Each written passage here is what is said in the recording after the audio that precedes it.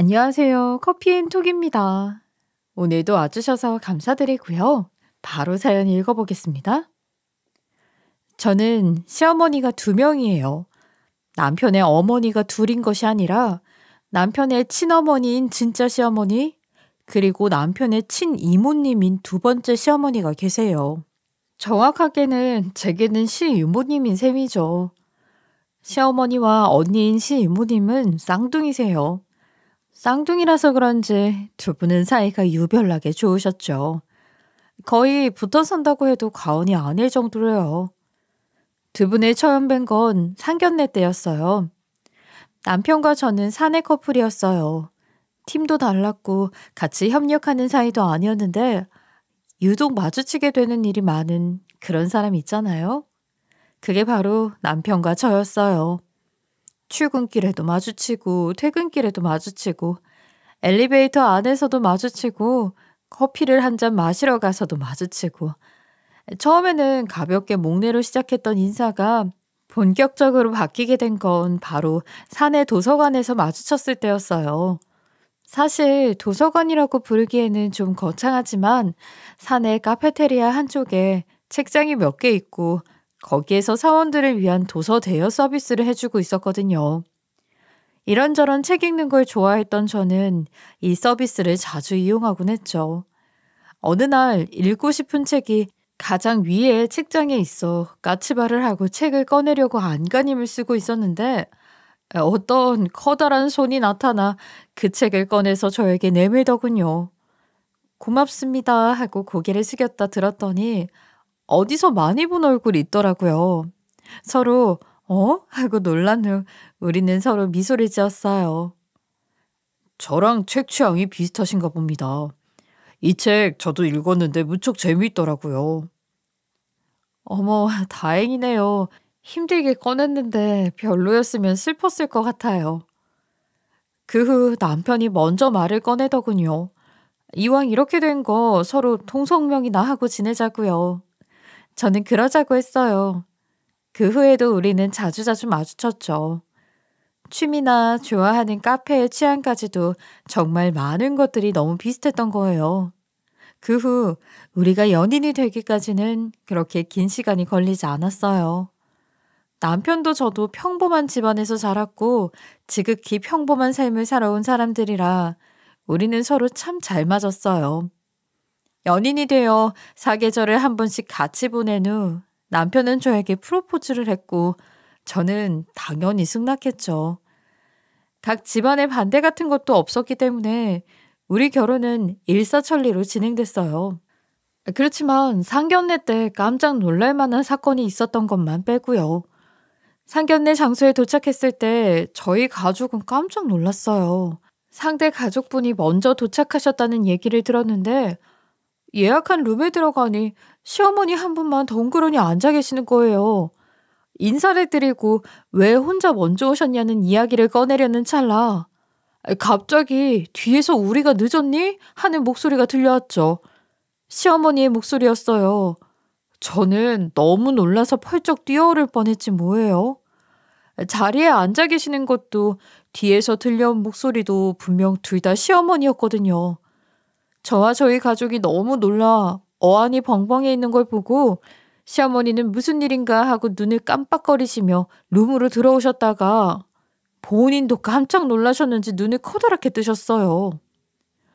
어머 언니 여기는 어떻게 알고 이렇게 먼저 와 있었어. 아유 깜짝 놀랐네. 사돈 어른들 놀라신 것 좀 봐.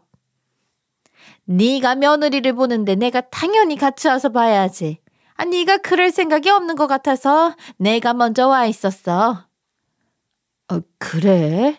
아휴, 내 정신 좀 봐. 깜짝 놀라셨죠, 사돈? 이쪽은 제 쌍둥이 언니예요. 머쓱하게 시이모님을 소개해 주시는 시어머니와 전혀 몰랐는지 경악한 표정을 하고 있는 남편, 그리고 못마땅한 표정을 짓고 계시는 시아버지와 당황한 표정의 아주버님, 형님. 여기까지가 저희 부모님이 말씀해 주신 시댁 식구들의 첫 인상이었어요. 저 역시 놀라긴 했지만 나중에 남편한테 사정을 좀 듣고 나서야 이해가 되더라고요. 시어머니와 시이모님의 관계는 단순히 자매의 우애를 넘어선 무언가가 있었어요. 어떨 때는 부부 같기도 하고, 어떨 때는 부모 자식 같기도 하고, 좀 심하다 싶을 때는 왕과 신하 같을 때도 있었죠. 누가 왕이냐고요? 바로 시이모님이세요. 부모 같은 건 시어머니시고요. 시어머니는 시이모님을 거의 모시다시피 했어요. 이모님은 결혼을 하지 않으셨고 연세도 있으시다 보니 경제력이 거의 없다시피 했어요. 그래서 저희 시어머니가 더 모시고 사는 느낌이 있었죠. 시부모님 댁은 형편이 좋은 편이었거든요. 시댁에 찾아뵀을 때 시이모님이 안 계셨던 적은 거의 손가락으로 꼽을 수 있을 정도였던 것 같아요. 진짜 시어머니는 제게 너무나도 잘해주셨고 시댁에 가면 손 하나 까딱하지 않게 해주셨어요. 하지만 두 번째 시어머니인 시이모님은 저에게 시집살이를 엄청나게 시키셨죠. 사소하게는 물 한 잔만 가져오라는 것부터 시작해서 너는 왜 이렇게 시댁에 자주 얼굴을 내밀지 않느냐는 잔소리, 거기다 불쑥불쑥 신혼집으로 찾아오시는 것 정도는 일상 다반사였어요. 남편의 강력한 반대로 집 비밀번호를 알려드리지 않은 게 천만 다행이었죠. 하루는 이모님이 아주 다급한 목소리로 빨리 당신 댁으로 좀 오라고 하셔서 만사를 제쳐놓고 달려갔더니 세탁기가 고장났다는 거예요. 그러고는 당신께서는 외출해야 하니 그동안 빨래를 좀 해놓으라고 하시더군요. 저는 너무 당황해서 대답도 못하고 있었는데 시이모님은 태연하게 집을 나서셨어요. 저는 일단 세탁기를 살펴보고 AS를 부를까 했는데 자세히 보니 세탁기에 콘센트가 빠져 있었지 뭐예요. 다행이라고 생각하고 빨래를 돌려놓기는 해야 할 것 같아서 빨랫감을 분리하고 있는데 세상에 당신 내의까지 빨래거리에 포함되어 있더라고요. 저는 시어머니도 시키지 않은 시이모님의 시집살이를 어떻게 당해야 하나 하는 마음에 다소 당돌하지만 시어머니께 단도직입적으로 이 모든 걸 말씀드려야겠다고 생각했어요. 당연하지만 이런 사건이 이번이 처음은 아니었으니까요. 시어머니는 시이모님의 눈치도 보고 제 눈치까지 보시느라 저한테 엄청나게 미안해 하셨어요. 하지만 그러면서도 이모님과 있을 때는 이모님의 비위를 맞춰달라고 하시더군요. 미안하다 세아가. 시이모 성격이 까탈스럽지? 사람이 여유가 없어서 그래. 내가 대신 사과하마. 내가 나중에 뒤에서는 한 소리 할 테니까 앞에서는 조금만 비율을 맞춰주렴. 물론 한 소리는커녕 아무런 소리도 못하셨다는 건 안 봐도 알 수 있었어요. 하지만 그러다 시이모님과 생각지도 못한 마찰이 생겼으니 그건 바로 시이모님의 음주운전 문제였어요. 시이모님은 이미 과거에 음주운전을 2번이나 하셔서 면허가 취소된 상태셨어요. 그런데 어느 날 새벽 시이모님께 전화가 온 거예요. 본인이 현재 무면허 상태로 또 음주운전을 하다가 경찰에 걸렸다고요. 그러니 해결을 좀 해달라고 하는 거였어요. 시댁 식구들과 모인 자리에서 저희 큰아버지가 경찰청에서 좀 높은 직위를 갖고 계신다는 얘기를 했던 게 화근이었죠. 당장 큰아버지께 전화를 해 힘을 좀 써달라는 것이 시이모님의 말씀이었어요. 저는 새벽에 이런 전화를 받은 자체로도 어이가 없었지만 말도 안 되는 일이라 생각해 시이모님께 죄송하다고, 그런 일은 할 수 없다고 말씀드렸어요. 사실 결혼 초에도 시이모님이 음주운전은 아니지만 술을 드시고 자잘한 시비가 붙어 경찰서에 간 적이 몇 번 있었거든요. 그런데 그때마다 이모님은 저에게 전화를 해서 해결을 좀 해달라고 하시기 일쑤였어요. 워낙 자잘한 싸움이라 매번 훈방 조치로 끝나긴 했지만요. 하지만 이번 건은 정말 말도 안 된다고 생각해 저는 최대한 공손하게 거절을 하고 전화를 끊었어요. 그러자 채 5분도 지나지 않아 다시 휴대전화가 요란하게 울리더군요. 이번에는 진짜 시어머니였어요. 시어머니는 제발 우리 언니 좀 살려달라며 이러다가 옥에 가겠다며 애원을 하시더군요. 결국 우리 부부는 그 새벽에 시댁으로 달려가야 했어요. 시댁은 그야말로 아수라장이더군요. 아주버님네까지 오셔서 시어머니를 달래고 계셨어요. 그리고 시아버지는 고래고래 소리를 지르고 계셨죠. 시어머니는 저를 보자마자 울면서 매달리셨고 시아버지는 뒤에서 말도 안 되는 소리 좀 하지 말라며 계속해서 소리를 지르셨어요. 아가, 우리 언니가 옥에 가게 생겼어. 아이, 너도 시어머니가 옥에 가는 건 싫지? 어? 그러니 제발 좀 도와주렴. 무슨 말도 안 되는 소리. 저 형은 이번에야말로 정신 차려야 하니 도와줄 생각은 하지도 마. 어떻게 면허도 없이 술을 먹고 또 운전을 할 생각을 해? 제정신이 아니야. 전에 걸렸던 음주운전도 시아버지 돈으로 변호사 선임하고 벌금까지 다 내주셨는데 또다시 음주운전을 하다니 심지어 무면허로요. 시아버지께서 단단히 화가 나신 것도 당연했어요. 남편과 아주버님네 부부도 절대 안 된다고 강경하게 나오셨고요. 결국 시이모님은 변호사도 선임하지 못하고 너무 명명백백한 책임으로 인해 징역을 살다 나오셨어요. 시이모님이 징역살이를 하는 동안 어머님은 그 근처에 원룸을 얻어 매일같이 이모님 면회를 갔으니 말 다 했죠. 그리고 그 일로 인해 시어머니의 태도는 180도 달라지고 말았어요. 그 기간 동안 제가 인사만 해도 찬바람이 쌩 불 정도였죠. 하지만 더 놀라웠던 건 바로 시이모님의 태도였어요. 시이모님은 징역을 살고 나오신 후 정말 뉘우치고 있다는 태도로 저와 모든 가족들을 대하셨어요. 저를 멀리하시려는 시어머니를 향해 새아가가 잘못한 게 뭐가 있냐며 다 자기 잘못이라며 시어머니를 나무라시질 않나. 제 손을 꼭 잡고는 무리한 부탁을 해서 정말 미안했다고 말씀하시질 않나. 이쯤 되니 모두가 시이모님이 완전히 변했다고 믿었어요. 그곳이 무섭긴 했나 보다. 갱생과 교화가 충분히 됐구나 싶었죠. 저도 마찬가지였고요. 하지만 그 모든 게 시이모님의 계략이었을 줄 누가 알았겠어요? 시이모님은 새 마음 새 뜻으로 모든 것을 다시 출발하고 싶다고 하셨고 그 중에는 저와의 관계도 포함되어 있었어요. 시이모님은 저희 집에서 저녁이나 함께 하자며 당신께서 음식을 포장해 갈 테니 아무런 준비도 하지 말라고 하시더라고요. 저는 순진하게도 그 말을 믿고 아무런 준비도 하지 않았어요. 간단한 과일과 디저트, 차 종류만 준비해 놓고 있었죠. 남편과 함께 시이모님이 완전 변하셔서 정말 다행이다 같은 이야기들을 하면서요. 그런데 정작 시이모님이 가져오신 음식은 포장마차에서 사오신 듯한 떡볶이, 어묵 등이 전부였어요. 그러고는 예쁘게 해서 먹자며 접시를 내오라고 하시더군요. 저와 남편은 어안이 벙벙한 와중에도 일단 접시를 내와 거기에 음식들을 담았어요. 시이모님은 알 수 없는 미소를 지으며 너희가 좋아할 만한 걸로 사왔다고 하시더군요. 묘하게 말에 뼈가 담긴 것 같아 제가 의아하게 생각하고 있던 찰나 갑자기 벨이 울렸어요. 시어머니가 찾아오신 거였어요. 어머, 이제 오니? 그런데 먹을 게 없어서 어째? 새아가가 준비해둔다고 해서 난 빈손으로 왔는데 새아가는 평소에 이런 걸 즐겨 먹나 봐.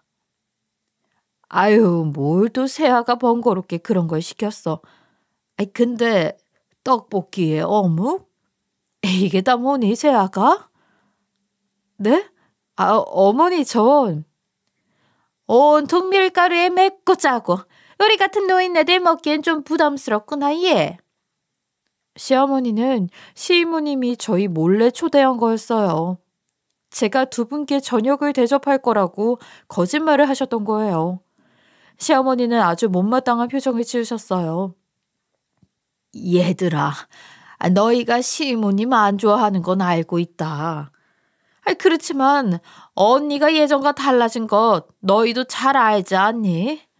그런데 어떻게 나까지 불러놓고 이런 걸 대접이랍시고 할 수가 있어? 뭐 거창한 걸 내놓는다고 접시만 호화스럽게. 이게 다 뭔지 모르겠구나. 우리 나가요, 언니. 내가 맛있는 거 사드릴게. 저와 남편은 순간적으로 기가 차서 할 말을 잃었어요. 거기다 대고 모든 게 시이모님의 거짓말이라고 해봤자 시어머니가 저를 믿을 것 같지도 않더군요. 그렇게 두 분은 밖으로 나가버리셨고 저와 남편은 차갑게 식어가는 떡볶이와 어묵 사이에 남겨졌어요. 우리는 눈을 마주치고는 허무한 웃음을 짓는 수밖에 없었어요. 음식을 버릴 수는 없어 남은 떡볶이와 어묵은 저희가 먹어치웠는데 심지어 맛도 없더군요. 거기다 이 이야기가 얼마나 더 와전되었는지 형님마저도 저를 멀리하기 시작했어요. 평소에 자주 뵐 일이 없어서 몰랐는데 명절이 다가와 형님께 평소처럼 전화를 드렸는데 형님의 목소리와 말투가 어딘가 모르게 차갑게 느껴지더라고요. 형님, 올 명절에는 시댁에 언제 오실 생각이세요? 언제 가다니? 최대한 일찍 가서 음식해야지. 동서는 혼자서 고생하실 시어머니 생각은 하지도 않아? 네? 일찍 가야죠. 저는 형님 오시는 시간 맞춰서 갈까 해서 여쭤본 거였어요. 왜? 나보다 먼저 가서 음식 좀 먼저 하는 게 불공평하다고 생각하는 거야? 아니면 무조건 나보다 늦게 와서 농땡이 부리려는 거야? 동서, 진짜 그렇게 안 봤는데? 완전 기회주의자였어? 임신 좀 했다고 그러는 거 아니야. 형님도 무슨 말씀을 그렇게 하세요. 제가 일찍 갈게요. 일찍 가서 열심히 할게요. 나는 전날 점심때쯤 맞춰서 갈 테니까 동서는 알아서 해. 그렇게 전화는 일방적으로 뚝 끊어지고 말았어요. 저는 형님이 왜 이러시나 했지만 무슨 안 좋은 일이 있으신가 보다 했죠. 저한테 화풀이나 일부러 그러시는 거라곤 상상도 못했어요. 당시에 첫째를 임신 중이었던 저는 모든 일을 긍정적으로 보자고 마음먹은 차였거든요. 그렇게 명절 전날 저는 형님보다 일찍 도착하기 위해서 아침도 먹는 둥 마는 둥 하고 남편을 닥달해서 서둘러서 시댁을 향했어요. 시어머니는 왜 이렇게 일찍 왔냐며 떨떠름해 하시며 당신들이 잡수신 아침 설거지를 먼저 해놓고 먼저 음식을 하라고 하시더군요. 당신은 장을 덜 본 게 있어서 다녀오겠다면서요. 저는 남편의 도움을 받아 설거지도 하고 음식도 시작했어요. 그런데 점심시간이 지나도 시어머니는 돌아오시지 않고 오신다던 형님도 오시지 않더라고요. 시이모님도 오지 않으셨고요. 아주버님이 오후 늦게 오셔서는 형님이 아직 오지 않았냐며 의아해 하실 정도였어요. 그렇게 해가 질 무렵쯤 갑자기 현관 쪽이 소란스러웠어요. 시어머니가 돌아오신 거였죠. 형님과 시이모도 함께이시더군요. 엄마 어디 갔다가 이제 오세요? 이모랑 당신도 같이? 첫째 왔니? 내가 장을 보러 갔다가 언니랑 얘를 만나서 만난 김에 점심도 먹고 차도 한잔하고 왔다. 아이고, 명절인데 그러시면 어떡해요? 재수 씨는 저 부른 배로 하루 종일 혼자서 음식을 다 하셨는데. 준비 다 해놓은 거 붙이기만 하면 되는데 뭘 그리 큰일을 하고 그러니? 안 그러냐 둘째야? 네 어머니 전 괜찮아요. 이후 아주버님과 시아버지가 어이없어 할 정도로 명절 내내 세 분은 똘똘 뭉쳐 계시더군요. 저는 남편이 내내 곁에 있어줘서 외롭지는 않았지만 제가 이런 일을 할 정도로 무슨 잘못을 했나 싶어서 좀 억울하긴 했어요. 하지만 이후 다른 제사며 행사며 명절 때 계속해서 이런 일이 반복되자 저는 점점 무뎌져 갔어요. 그냥 시이모님이 작정을 하셨구나 싶었죠. 시아버지와 아주버님이 제 편을 들어주자 세 분은 거기에 더 화를 내시는 것 같더라고요. 남편은 분노하며 이럴 바엔 시댁과 연을 끊자고 할 정도였으니 말 다 했죠. 그렇게 저희 집은 시댁을 서서히 멀리하게 되었어요. 그렇게 시댁과 연이 끊기나 생각할 때쯤 시아버지가 쓰러지시는 일이 생겼어요. 병원에 갔더니 폐암 말기라고 하더군요. 손쓰기엔 이미 너무 늦었다고요. 온 가족이 모두 패닉 상태에 빠졌어요. 특히 시어머니는 망연자실한 모습이셨죠. 저희 시어머니는 평생 일이라곤 한 번도 안 해보셨고 시아버지가 벌어다 주시는 돈으로 살림만 해오셨거든요. 물론 모아둔 돈이나 부동산이 있긴 하겠지만 실질적인 돈 관리는 모두 시아버지가 하셨기에 본인 혼자 어떻게 살아가야 하나 덜컥 겁이 나신 것 같았어요. 거기다 시아버지가 돌아가시게 되면 시이모님이 들어와 같이 사시게 될 게 뻔했으니까요. 그동안은 시아버지께서 시이모님의 등살을 막아주셨지만 시아버지가 돌아가시면 막아줄 사람도 없으니 그 등살에 시달리며 살아가시는 일도 걱정되시는 것 같았죠. 재산이 통째로 시이모님께 넘어갈 수도 있었을 테니까요. 시어머니는 매일같이 그저 울기만 하셨고 결국 우울증 진단을 받아 병원에 다니며 치료를 받게 되었어요. 집안일도 완전히 손에서 놓게 되셨고 시아버지의 병간호 또한 당연히 할 수 없었죠. 집안일은 도우미를 부르고 시아버지께는 간병인을 붙이자고 했더니 그것만은 싫다고 집에 남을 불러서 일 시키고 싶지 않다고 펄쩍 뛰시더군요. 그러니 결국 그 일들은 형님과 제 몫으로 돌아왔어요. 저는 당시 둘째를 임신해서 육아휴직을 한 상태였지만 어쩔 도리가 없었죠. 형님은 주로 집안일을 하시게 됐고 저는 시아버지의 병간호를 맡게 되었어요. 시아버지 또한 형님보다는 제가 편하다며 염치 없지만 길지 않은 시간 동안만 부탁하면 안 되겠냐고 눈물을 흘리며 애원하시더군요. 당신은 이제 정말로 살 날이 얼마 남지 않았다면서요. 그렇게까지 말씀하시는데 어쩔 수가 없었어요. 거기다가 그동안 시아버지께서 저에게 잘해주신 게 한두 개가 아니었기에 저는 흔쾌히 그러겠다고 했어요. 무리가 가지 않는 한에서는 최선을 다하겠다고요. 하지만 시아버지의 병색은 날이 갈수록 짙어졌고 결국 저는 시아버지의 대소변과 토사물, 피까지 받아내면서 병간호를 해야 했어요. 한 지붕 아래에서 시어머니는 방에 처박혀 매일같이 울고만 계시고 그렇게 몇 달을 보내자 저 또한 돌아버릴 것 같더군요. 결국 저는 남편과 이야기해서 시아버지를 호스피스 병동으로 모시기로 했어요. 시아버지는 호스피스 병동에서 딱 한 달을 더 계셨고 마지막 일주일을 저희 집에서 보내시다가 편안한 얼굴로 눈을 감으셨어요. 그렇게 시아버지의 장례식을 마치고 집으로 돌아오는 길이었어요. 시어머니는 언제 그랬냐는 듯 갑자기 멀쩡해진 얼굴로 저와 남편을 부르더군요. 그 옆에는 당연하다는 듯 시이모님이 계셨고요. 우울증은 마치 연기였던 것처럼 전혀 기미도 보이지 않았어요. 둘째야, 네 아버지 재산 말인데 혹여라도 큰 기대하지 말라고 얘기 꺼낸다. 무슨 말씀하시는 거예요 지금? 엄마 괜찮으세요? 혹시 아버지 유언 같은 게 별도로 있었던 거라서 그런 말씀하시는 거예요? 난 멀쩡하다. 정신병자 취급하지 말거라. 재산은 전부 나와 첫째가 나눠 가질 거니 너는 한 푼도 기대하지 말라는 뜻으로 꺼낸 말이야. 아이, 엄마, 아버지 입관하신 지 얼마나 됐다고 지금 그런 얘기를 꺼내세요? 지금 그깟 재산 몇 푼이 문제예요?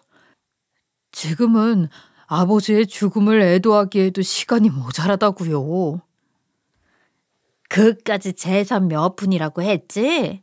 아이, 그럼 넌 필요 없단 얘기지? 그런 얘기는 나중에 해요. 너 분명히 필요 없다 했다. 나중에 딴소리 하지 마라. 그래, 너. 네 엄마가 말하는 것처럼 나중에 딴소리 하지 마. 돌아가신 네 아버지야 이미 이 세상 사람 아닌데 무슨 애도야 애도는. 암튼 우리는 그렇게 알겠어. 너 혼자 착한 척하다 인생 망하는 거야. 동생 진행해. 남편은 시어머니와 시이모님에게 버럭 화를 내며 시댁을 나왔어요. 당황한 저도 따라서 나왔죠. 좀 이상하긴 했어요. 시아버지가 유언장을 따로 남긴 게 없다는 건 시아버지를 병간호했던 제가 가장 잘 알고 있었으니까요. 그렇다면 어차피 시아버지의 재산은 시어머니와 아주버님 그리고 저희 남편이 공동 상속인일 테고 분할 협의는 전원의 합의가 있어야만 가능한 일로 알고 있었어요. 그런데 굳이 시어머니와 시이모님께 저런 태도를 보이는 건 이해하기가 힘들더라고요. 그런데 며칠 후 SNS를 보다 형님네가 곧 이사를 한다는 걸 알게 됐어요. 그것도 아주 고급 아파트로요. 아무리 생각해도 좀 이상해서 남편한테 이야기를 했고 남편과 시댁을 찾아갔죠. 마침 형님과 아주버님 또한 와 계셨어요. 남편은 인사치레 할 겸 아주버님에게 좋은 곳으로 이사하게 됐다면서요 하고 말을 꺼냈는데 순간 아주버님의 얼굴이 시뻘개지더군요. 그리고는 화를 내셨어요. 일주일 전에 다 끝난 이야기를 왜 다시 끄집어내냐고 하시더군요. 이게 대체 무슨 소리인가 했더니 옆에서 시어머니가 얘기를 거두시더군요. 너 지난번에 와서는 재산은 한 푼도 받지 않겠다고 하지 않았니? 무슨 소리를 하시는 거예요? 나중에 얘기하자고 했죠. 그리고 제가 안 받는다고 해서 그 재산을 지금 형님한테 몽땅 다 드렸다는 얘기세요? 그리고 그걸로 형은 아파트를 샀다고요? 지금 그런 얘기인 거예요? 정리 한번 잘했구나. 그런 얘기가 맞다. 내가 너한테 기대하지 말라고 했잖니. 제가 엄마나 아버지한테 뭐 잘못한 거라도 있어요? 아버지 돌아가신 지 얼마 되지도 않았는데 이게 대체 무슨 경우예요? 옛날부터 넌 네 아내만 있으면 되지 않았니? 그리고 네가 네 입으로 말했잖아. 그깟 재산 관심 없다고. 바로 그 제 아내가 아버지 병간호를 한 건 잊으셨어요? 제가 시아버지의 재산을 노리고 병간호를 한 건 아니었지만 그래도 이건 너무 경우가 아니잖아요. 남편은 소송을 걸겠다고 펄쩍 뛰었지만 시어머니와 시이모님은 들은 척도 하지 않으셨어요. 아주버님도 마찬가지였고요. 형님은 몰라도 아주버님은 정말 그럴 사람이 아니라고 생각했는데 큰 돈 앞에 장사 없었나 봐요. 그렇게 패닉에 빠져 다시 일주일가량의 시간이 지났어요. 남편은 본격적으로 변호사를 알아보겠다며 나서려던 참이었어요. 그때 갑자기 휴대전화가 울렸어요. 발신자는 놀랍게도 돌아가신 시아버지의 번호로 온 문자였어요. 거기에는 한 변호사의 이름과 전화번호가 적혀 있었어요. 저희는 정말로 기적이 일어난 줄 알았지 뭐예요. 조심스럽게 그 번호로 연락을 해보자 믿음직한 목소리의 변호사가 전화를 받더군요. 기다리고 있었다고요. 변호사는 자신을 시아버지의 개인 변호사임을 밝혔어요. 병원으로 알아누우시기 오래전부터 시아버지의 재산을 관리해 왔다고요. 시어머니가 집에서 발견한 통장과 문서들은 시아버지 재산의 극히 일부였던 거예요. 대책 없는 시어머니와 약삭 빠른 시이모님에 대비해서 시아버지는 일찌감치 집안에 돈이 될 만한 것들을 놔두지 않으셨던 거였어요.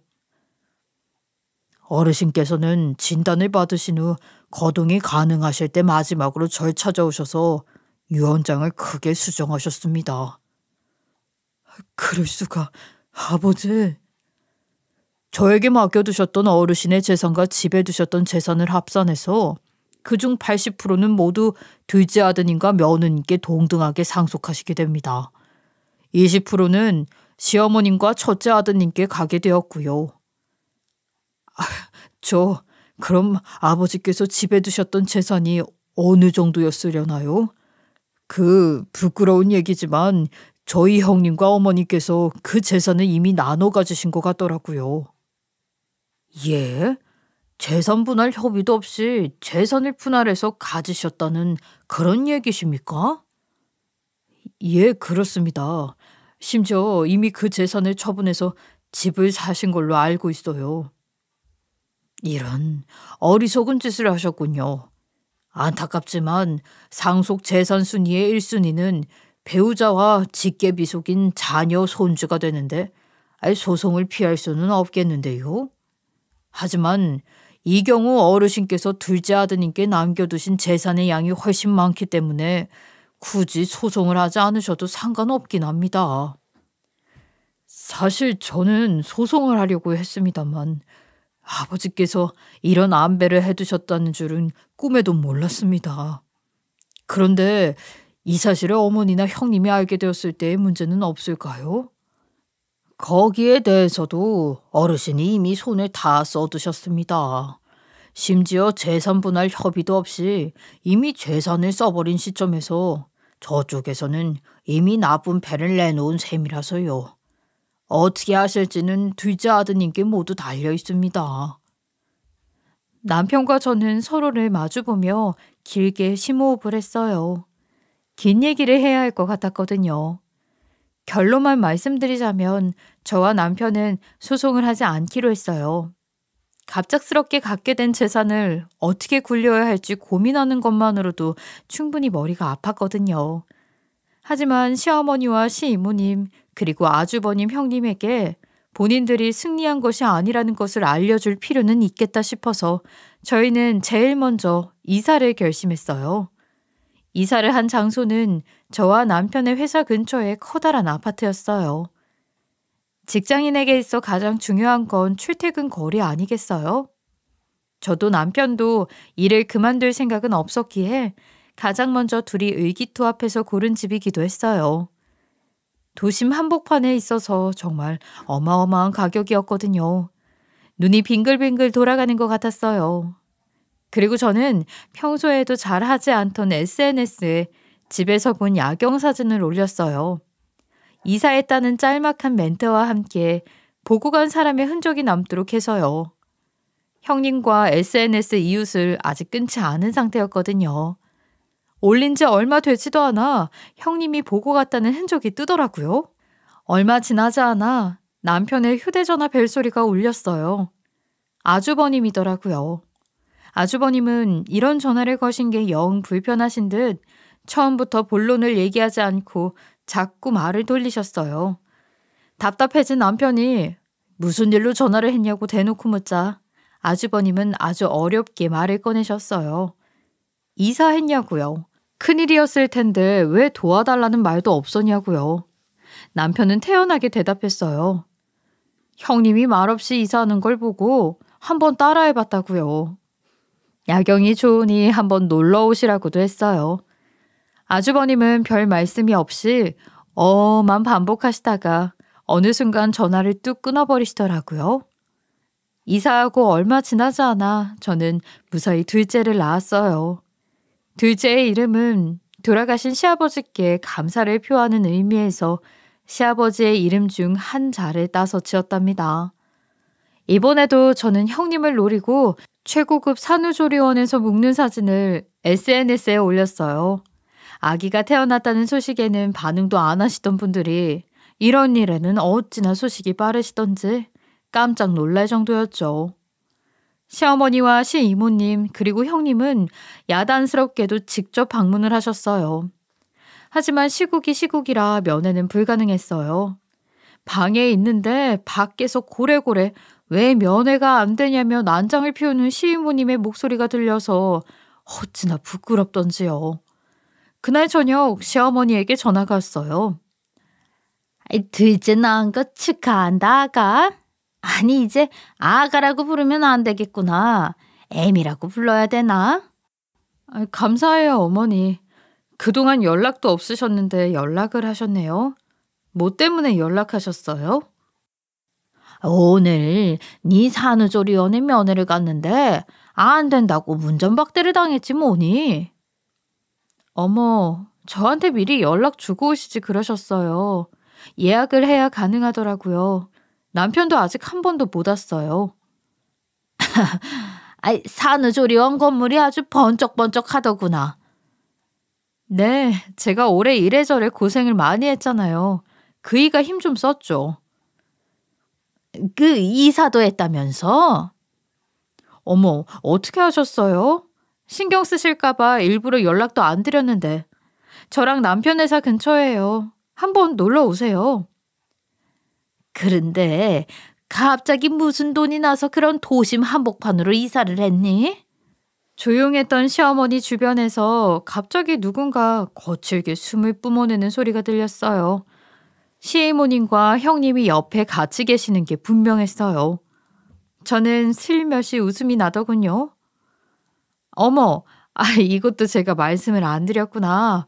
저희 복권 1등에 당첨됐어요, 어머니. 뭐라고? 그걸 지금 말이라고 하니? 네가 지금 날 농락하는 거야? 농락이라니요. 제가 왜 시어머니를 농락해요? 정말이에요, 어머니. 시어머니는 전혀 믿는 눈치가 아니셨지만 제가 생글생글 웃으면서 같은 말만 반복하자 질리셨는지 말을 돌리셨어요. 시어머니는 그동안 시아버지와 살던 주택을 처분하고 형님네가 들어간 아파트로 이사를 할 예정이라고 하시더군요. 편한 아파트에서 시이모님과 함께 살 거라고 하셨어요. 저는 잘 됐다고 편안하게 지내시라고 말씀드렸죠. 사실 그 주택은 시어머니가 혼자 살기엔 너무 넓기도 했고 관리하기도 힘드실 거라 진심을 담아 한 말이었어요. 하지만 시어머니는 제가 비꼬는 거로 생각하셨는지 셀쭉한 목소리로 알았다는 한마디만 하시고는 전화를 끊어버리셨어요. 무럭무럭 자라나는 첫째와 귀여운 둘째의 재롱에 신경 쓰는 동안 몇 달이란 시간이 순식간에 흘러갔어요. 친구들이 아기 사진을 보고 싶다고 해서 오랜만에 SNS에 접속했더니 문득 형님 생각이 나더라고요. 요즘은 어떻게 지내시나 싶어서 형님의 SNS에 들어갔는데 최근 게시물이 한참 전이더라고요. 마지막 소식은 아주버님이 공인중개사 자격증을 땄다는 거였어요. 우리도 이젠 부동산 전문가라고 쓰여 있더라고요. 그게 벌써 1년 전의 일이었어요. 제법 오랫동안 시댁과 연락이 끊겼었구나 싶더라고요. 하지만 굳이 다시 연락을 하고 지낼 생각은 없었기에 그냥 그러려니 하고 말았죠. 그런데 다음 날 뜻밖의 창구로 시댁 소식을 듣게 됐어요. 남편은 시아버님의 변호사였던 분과 꾸준히 만나고 있었어요.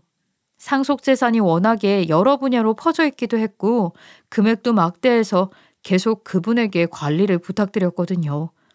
그런데 그분이 시어머님의 최근 상황에 대해서 알려주셨다 하더라고요.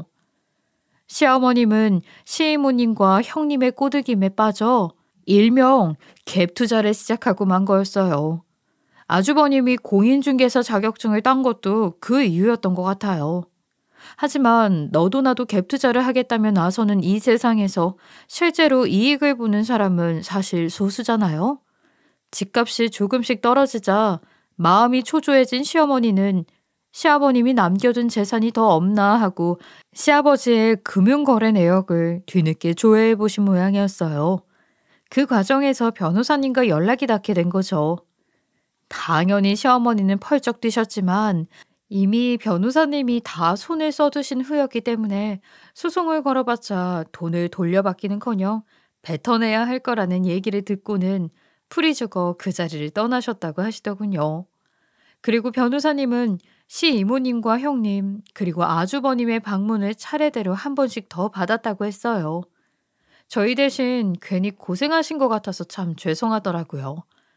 예상대로 시이모님과 형님은 폐악을 한창 부리고 가셨고요. 아주버님은 비교적 정중하게 오셨다 갔다고 했어요. 그리고 갭 투자에 대해서 잠시 조언도 구하셨다고요. 그리고 며칠 후 들어간 형님의 SNS에는 모든 게시물들이 싹 지워지고 없었어요. 뭔가 큰일이 난 건 아닌가 했더니 그날 저녁에 남편이 그러더군요. 요즘 부동산 시장이 엄청 하락세인 것 같다고 아주버님과 시어머님이 들어갔던 아파트가 통째로 경매에 나왔다고요. 저와 남편은 이런 상황에서도 시댁과 연락을 하고 지내는 건 너무 인간의 도리가 아닌 것 같아서 시어머니와 시이모님 그리고 아주버님에게 차례대로 연락을 해보았지만 아무도 전화를 받지 않더군요. 무슨 일이 생긴 건 아닌가 걱정이 됐어요. 다음 날 다행히도 남편에게 시어머니의 전화가 왔어요. 아주 지치신 듯한 목소리였다고 해요. 시어머니와 아주버님의 갭 투자는 완전히 실패했다고 해요. 집값은 바닥을 뚫듯이 하락했고 입지가 나빠 세입자 또한 좀처럼 구해지지 않았던 거예요. 거기다 가장 많은 돈을 투자한 지역은 조정 대상 지역으로 규제가 걸려 양도소득세가 어마어마하게 나왔다고 하더라고요. 형님과 시이모님이 초반에 멋모르고 사댔던 비싼 차, 가구 등을 둘 집조차 사라져버린 거였어요. 원래 이런 쪽에 지식도 없고 소심해진 시어머니는 이런 상태로는 하루도 더 못 살겠다 싶어 시이모님의 강렬한 반대에도 불구하고 모든 것을 헐값에 팔아버리셨고 지금은 본인 소유의 작은 집 한 채만 남았다고 하셨어요. 하지만 각종 세금이며 생활비며 앞으로 어떻게 해야 할지 모르겠다고 하소연만 실컷 늘어놓으시다 전화를 끊으셨다고 해요. 아마 형님과 아주버님의 상황도 크게 다르지 않겠죠. 저와 남편이 서로 닮은 사람이라 정말 다행이라는 생각이 들었어요. 저희 중 한 사람이 큰 욕심이라도 부렸다간 우리도 시어머니나 아주버님처럼 되었을지 누가 알겠어요? 둘이 그렇게까지 달라다간 우린 시아버지 병간호를 하지 않았을지도 모르죠. 아니, 애초에 만나지도 못했을지도 모르겠네요. 그렇게 우리는 평소와 같은 삶을 보내고 있어요. 저는 곧 육아휴직을 끝내고 복직하고 남편이 대신 육아휴직을 신청했어요. 그리고 최근에 들려온 소식으로는 시어머니와 이모님이 서로 갈라섰다고 하더라고요. 어머니도 느끼신 바가 크셨는지 이모님을 내쫓았다고 했어요. 하지만 이것도 언제까지 갈지는 모르겠네요. 저희는 시댁 식구들 크게 생각 안 하고 저희끼리 인생에 큰 걱정거리 하나 없이 앞으로도 이렇게 평화롭게 행복하게 살 예정이랍니다. 시이모님처럼 욕심부리지 않고 남한테 빌붙지만 않으면 절반은 성공한 인생으로 살 것 같아요. 여러분들도 늘 사람 조심하시고 아무리 가족이어도 정도를 지키며 행복하게 사셨으면 좋겠습니다. 제 이야기 들어주셔서 감사합니다. 지금까지 커피앤톡이었습니다. 오늘도 끝까지 함께 해주셔서 감사하고요. 다음 영상으로 또 찾아뵙겠습니다.